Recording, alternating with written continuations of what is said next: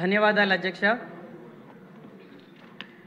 ఆంధ్రప్రదేశ్ శాసనసభను ఉద్దేశించి ఆంధ్రప్రదేశ్ గవర్నర్ గారు శ్రీ ఎస్ అబ్దుల్ నజీర్ గారు చేసిన ప్రసంగం ఆపాదమస్తకం, ప్రజాహితంగా ఉంది.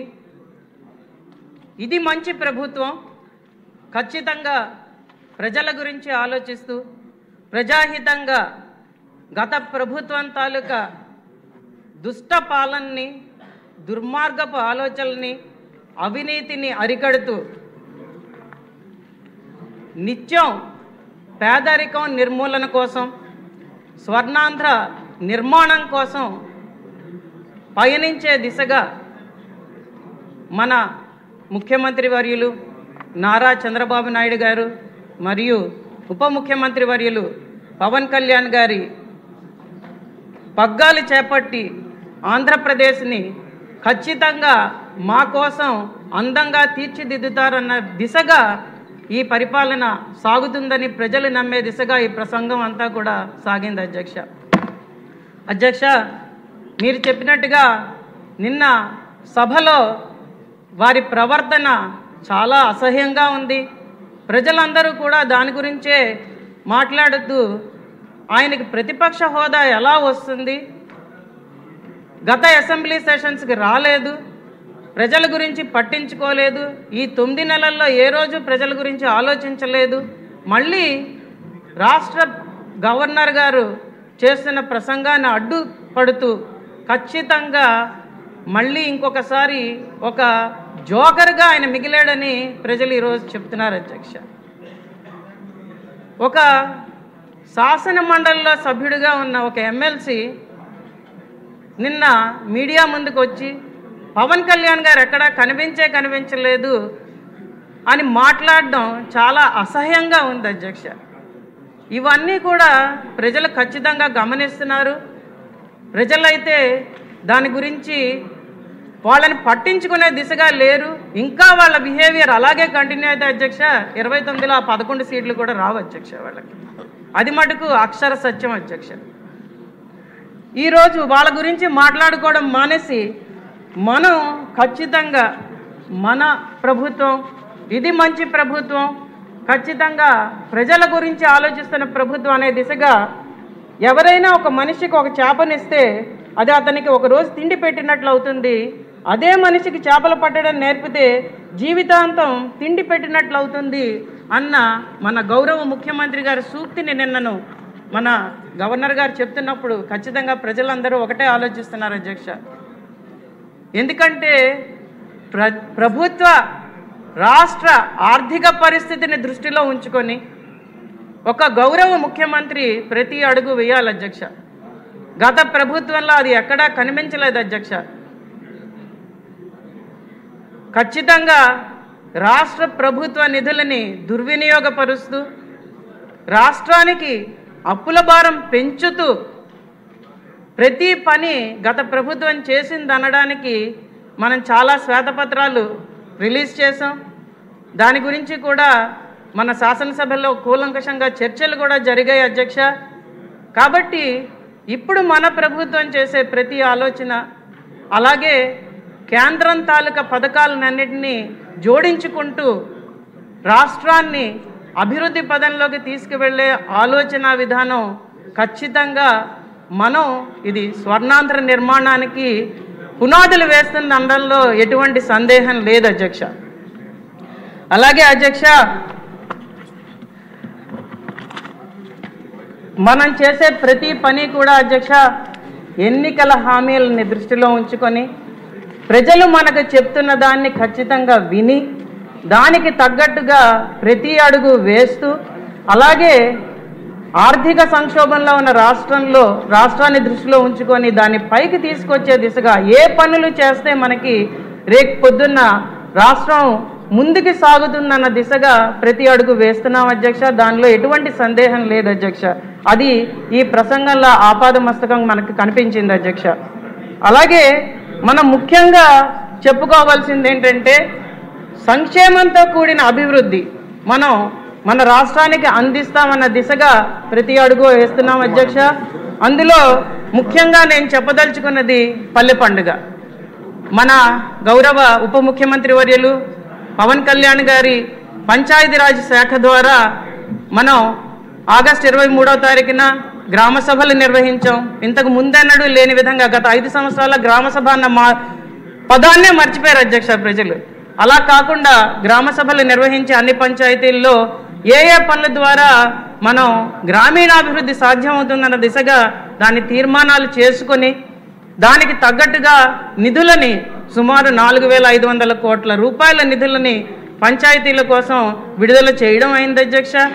దానిలో అతి ముఖ్యంగా మనం మాట్లాడాల్సింది తుఫాను సమయంలో కూడా గిరిజన ప్రాంతానికి వచ్చి రోడ్ల శంకుస్థాపన చేసిన మన ఉప ముఖ్యమంత్రి వర్యులు పంచాయతీరాజ్ చొరవతో ఈరోజు డోలీ కష్టాలైతే ఖచ్చితంగా తీరాయని గిరిజనులు భావిస్తున్నారు అధ్యక్ష.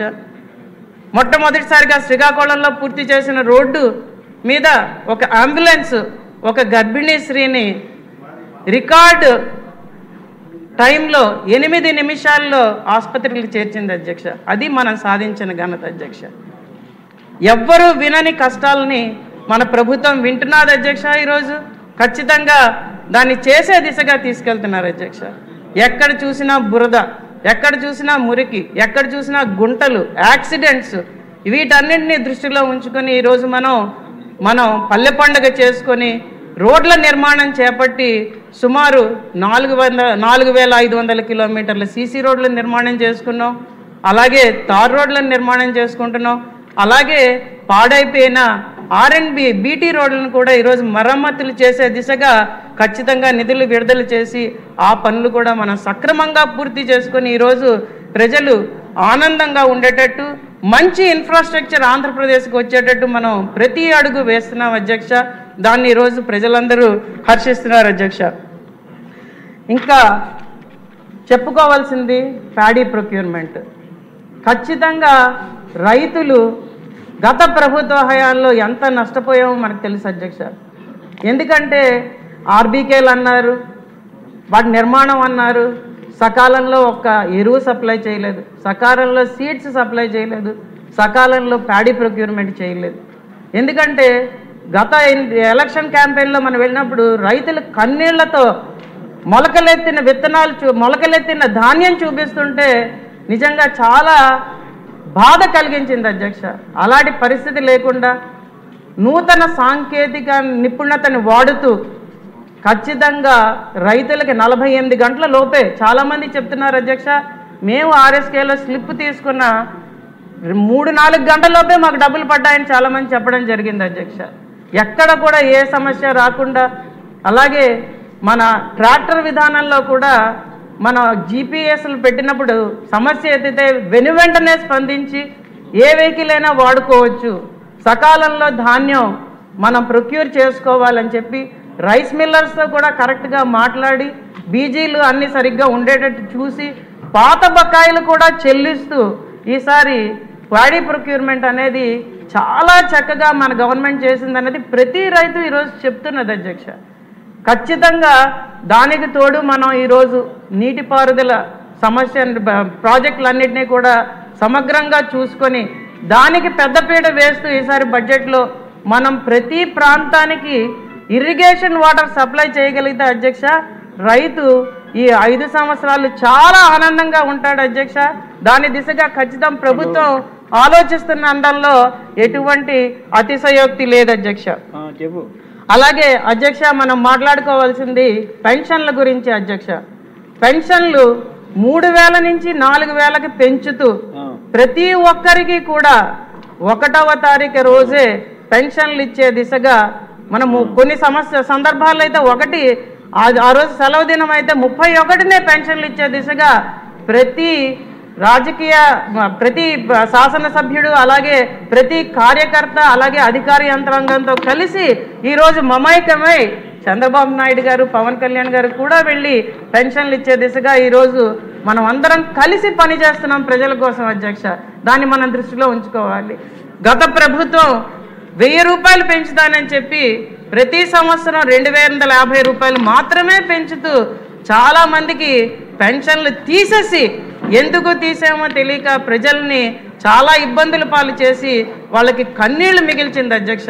అటువంటి పరిస్థితి గత 9 నెలల్లో మీరు ఏ జిల్లాకి వెళ్ళి చూసినా కనిపించదు అధ్యక్ష. మీకు ప్రజలందరూ కూడా చాలా ఆనందంగా ఉన్నారు, కొత్త పెన్షన్లు ఇస్తారు, ఇచ్చి తీరుతారు అన్న నమ్మకంతో ఈరోజు ప్రజలు ఉన్నారు. కాబట్టి మనం ఆ దిశగా అడుగులు వేస్తున్నాం. కాబట్టి ఖచ్చితంగా ప్రజలందరూ ఈరోజు దాన్ని హర్షిస్తున్నారు అధ్యక్ష. అలాగే అధ్యక్ష, పేదరికం నిర్మూలన కోసం, తలసరి ఆదాయం పెంపు కోసం మన ప్రభుత్వం ప్రతి అడుగు వేస్తున్నది అధ్యక్ష. దానిలో మనం గత అసెంబ్లీ సెషన్లో కూడా మాట్లాడుకుందాం.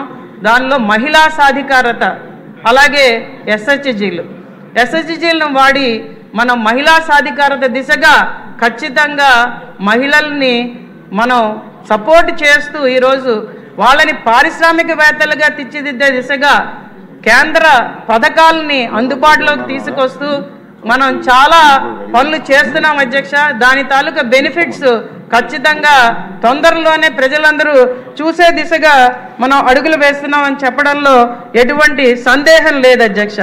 అలాగే మనం జాబ్ క్రియేషన్ కోసం యూత్ని దృష్టిలో ఉంచుకొని స్కిల్ డెవలప్మెంట్ దిశగా ముందుకు అడుగులేస్తూ సర్వీస్ సెక్టర్లో ప్రత్యేకమైన దృష్టి పెడుతూ మనం ప్రతి అడుగు ఎంఎస్ఎంఈ ఇండస్ట్రీస్ స్టార్ట్ చేసుకుంటూ అలాగే పెద్ద పెద్ద పరిశ్రమలు తీసుకొస్తూ మనం ప్రతి అడుగు వేస్తున్నాం అధ్యక్ష. ఈరోజు అది ఈ ప్రసంగంలో ఖచ్చితంగా కనిపించింది అధ్యక్ష. ప్రజలందరూ దాన్ని చాలా హర్షిస్తున్నారు అధ్యక్ష. ఆఖరిగా అధ్యక్ష, మనం జేజేఎం ఈరోజు ప్రజలందరూ కూడా మంచినీటి సరఫరా సరిగ్గా లేక గత ప్రభుత్వ హయాంలో ఎన్నిసార్లు చెప్పినా వినకుండా దాన్ని పక్కన పెట్టి ఎలక్షన్ల ముందర తూతూ మంత్రంగా రకరకాల పైపులు తీసుకొచ్చి ఊళ్ళల్లో వేసి ఉన్న సీసీ రోడ్లని తవ్వేసి ఆ పైపులు వేసి వాటికి ఒక్క కనెక్షన్ కూడా ఇవ్వకుండా అసలు ఇన్పుట్ సోర్స్ ఉందా లేదా అని కూడా చూడకుండా గత ప్రభుత్వం చేసిన చాలా నీచమైన పనిని మనం కరెక్ట్ చేసుకుంటూ ఈరోజు జేజేఎం పథకం ద్వారా ప్రతి ఇంటికి మంచినీరు అందించే దిశగా మనం ఖచ్చితంగా అడుగులు వేస్తూ ప్రతి గడప మనం ఎక్కి ప్రజలతో మాట్లాడుతూ మంచినీటి సరఫరా, సురక్షితమైన మంచినీటి సరఫరా దిశగా మనం అడుగులు వేస్తున్నాం అధ్యక్ష. దాన్ని కూడా మనం ఈ ప్రసంగంలో వివరించడం జరిగింది అధ్యక్ష. కక్షపూరిత రాజకీయాలకి స్వస్తి చెప్తూ సాంకేతిక నిపుణత, ఏఐ మెషిన్ లెర్నింగ్ గురించి మనం మాట్లాడుతూ ఖచ్చితంగా మన రాష్ట్రంలో పెట్టుబడులు రావాలని మనం ప్రతి అడుగు వేస్తూ మన విద్యారంగం ముందుకు వెళుతూ మన యూత్ అందరూ కూడా మంచి విద్యని అభ్యసించే దిశగా ప్రతి స్కూల్స్ని మనం రిఫైన్ చేసుకుంటూ మనం ముందుకు వెళ్తున్న ప్రతి చర్యని కూడా ప్రజలు గమనిస్తున్నారు అధ్యక్ష. ప్రజలు హర్షిస్తున్నారు అధ్యక్ష. ప్రజలైతే ఖచ్చితంగా ఇది మంచి ప్రభుత్వం, ఈ కూటమి ప్రభుత్వం ద్వారా ఖచ్చితంగా స్వర్ణాంధ్ర నిర్మాణం సఫలీకృతం అవుతుందని ఈరోజు నమ్ముతున్నారు అధ్యక్ష. నాకు ఈ అవకాశం ఇచ్చినందుకు ధన్యవాదాలు అధ్యక్ష. థ్యాంక్ యూ అమ్మా.